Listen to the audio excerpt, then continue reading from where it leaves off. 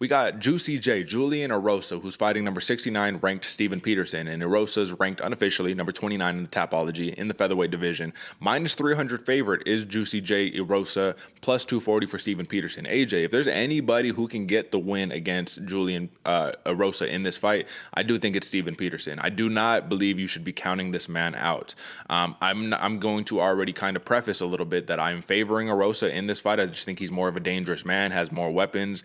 Both of these dudes' jiu-jitsu is legit, but Erosa has shown he can grab an anaconda on you at any given time. You know what I'm saying? But at the end of the day, the things that are going to count in this one are the intangibles. Not necessarily intangibles, but the reach, the height, all of that good stuff, man. 4-inch reach advantage for Erosa. About 3 inches in height right there for Erosa. But you got something that is an intangible with Steven Peterson that you cannot discount, and that is heart, that is grit, that is guts right here, brother. What do you think about this matchup on paper, right? When you saw this, did you think, oh, okay, easy win for Erosa? Or did you say, okay, this is a dude who they're not really giving a chance, man. Maybe I should watch out for him. A little bit of both, man. I think everybody got jaded from the Steven Peterson Chase Hooper fight, where I feel like Peterson should have been able to finish Hooper. It went down to decision. He wasn't able to get the things going. He kind of struggled a little bit on the ground, but that's just because Hooper is so good on the ground. But in the feet, man, Peterson has some serious power in that right hand. Good takedown defense, and was able to show how much more muscle he has and how much more strength he has against a fighter like Chase Hooper, which admittedly probably isn't the hardest thing to do since Chase is still young. He's still 21 years old, but it showed Peterson that he has that leap ahead of the rest of the division already, man. He's very, very strong, very powerful. And on paper, I was already leaning a little bit towards Erosa as well, man. He's just, the way we've been seeing Erosa fight like a man possessed, man, this dude is a dog in there. Very good striking, very good grappling. I thought this was going to be a very uphill battle for Peterson, but you're right, Derek. That 240 or that plus money 240 is very, very not, I don't want to say like a dark horse or anything, but there's some good money there where he can come back if Steven Peterson lands a big bomb of a right hand, kind of gets Erosa on shaky legs, gets him on his back, hurts him, gets him thinking. Then I think Peterson has a better shot for this one. Although, I mean, I do agree with you. I think Julian Erosa has more tools in the tool belt and a little bit bigger of a dog, to be honest with you, man. I don't get me wrong. I think both Peterson and Erosa are both very tough, very gritty fighters. I just think Erosa has a little bit more time in there to develop a little bit bigger of a dog. But either way, this one's going to be a very fun fight to watch. What you think, Derek? Well, I do think that I agree with the assessment, man. Like, it's not necessarily like I'm saying this is live dog right here. Go pick on Steven Peterson. I do think Erosa definitely has the edge here. I just think with Peterson in this matchup specifically against Julian Erosa, we know that Erosa is prone to be a madman. He's a dangerous man, and he even said it in the pre-fight presser. He says, whether I win or lose, I don't like to go to the distance. And we saw that in the Sung Woo Choi fight where Choi just put his ass down real fast. But I do think that sparked a fire underneath the, under his butt right there and made him say like, okay, I need to reevaluate these things, man. I'm going on these nice little runs and then I'm losing, and then I'm going on the run and then I'm losing. I'm dropping the ball. I need to focus, the mentality. I need to mentally lock in a little bit. And one thing he also said is that his sparring was a little too sporadic prior to the Sung Woo Choi fight. So maybe he sharpened up the sparring a little bit. And if that's the case, man, I mean, listen, dangerous everywhere. That is literally the first thing that I have written down for Erosa in all capitals. Dangerous everywhere. He can strike going forwards and backwards, which is something that you love to see, but Steven Peterson can also do the same right there. Constant pressure, great body work, man. That's an underrated element of Erosa's game, man. He's digging shovel shots to the body, trying to tire you out right there. And like I said earlier, constant darces, constant anaconda chokes. Those long limbs of Julian Erosa are allowing him to be able to get those front chokes, man. Those sneaky chokes coming out of nowhere. I mean, look at that fight against Charles Air Jourdain in his last fight, brother. I mean, you can argue Jourdain was winning the fight until he got choked out, right? So that's just kind of the name of the game. That's what happened. But it was a back and forth, super fun fight. And if we know one thing, we know that Charles Jourdain is one of the best strikers in the division. Is Steven Peterson on that level? Nah, probably not. But like I said, he packs a pop in his shot. 70-inch reach, like I said, you know what I mean? But AJ, this is the interesting thing right here. So Julian Erosa likes to go forward a lot. So I want to ask you, Steven Peterson has a really good counter guillotine. And that's something that most fighters have when you got a dude rushing in on you. But what are the odds that we see? Because both of these dudes, let's look at combined 20 submissions between the two. 12 for Erosa, 8 for Peterson. What are the odds that two jiu-jitsu, like really good jiu-jitsu fighters make this a kickboxing fight? Or what are the odds that we see this turn into a grappling matchup?